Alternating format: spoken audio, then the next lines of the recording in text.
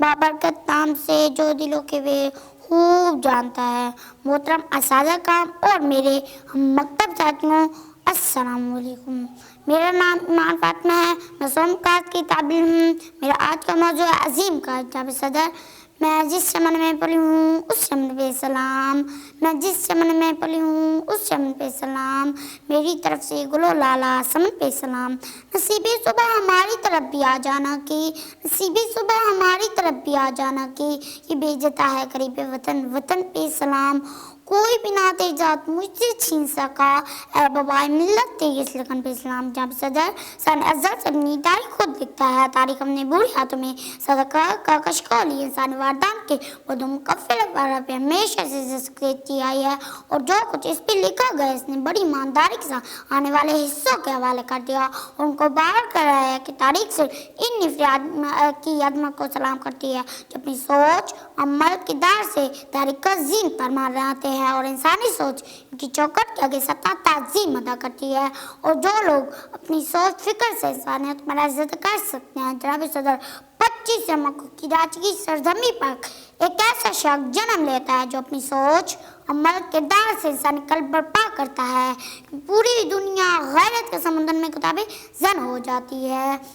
قدرت نے مجھے بخشی ہے وہ جوہر ملکوتی، قدرت نے مجھے بخشی ہے وہ جوہر ملکوتی، حکیم اور حق سے لگتا نہیں پیفر۔ جناب صدر، جنہوں نے آزاد مملکت کے لیے، جب قرآن و سنت کے لیے، جب آزادی کے لیے مسلمان کو تختار پر لٹکایا جا رہا تھا، ظلم و ستم، دہشت و بربریت کا ٹھٹھر مارتا ہوا سمندر انسان کو نگلنے کے لیے بیچار اور بے قرار تھا، برصغیر کے مسلمانوں ایریا ڈگر ڈگر حال کی کائنات سے دعائیں مانگ رہے تھے، کوئی مسیحا ادھر بھی بھیج دے رہا، حال کی کائنات نے ان کی دعا قبول کر لی اور ایک باس کہلوایا۔ کھولاں زمیں دیکھ فلک دیکھ فضا دیکھ، کھولاں زمیں دیکھ فلک دیکھ فضا دیکھ، مشرق سے بڑھتے ہوئے سورج سرا دیکھ۔ جناب صدر، اور برصغیر کے مسلمانوں کے لیے قائد اعظم کو مسیحا بنا کر بھیجا گیا۔ جناب صدر، قائد اعظم نے اپنے جوش و جذبے سے اس قوم کو اس دل سے باہر نکالا اور ان کے دلوں میں ان کی شمع روشن کر دی، اور ان کو باہر کرایا کہ اس نبی کی امت ہے جس نے 313 صحابہ لے کے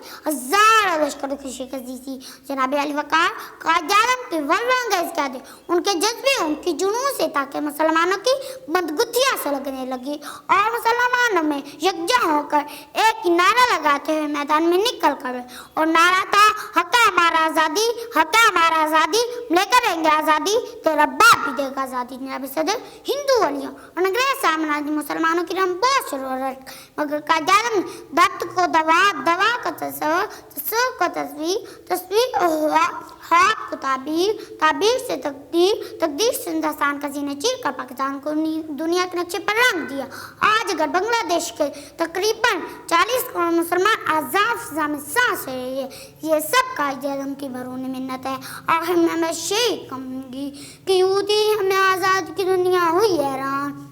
یہودی ہمیں آزاد کی دنیا ہوئی حیران، اے قائد اعظم تیرا احسان۔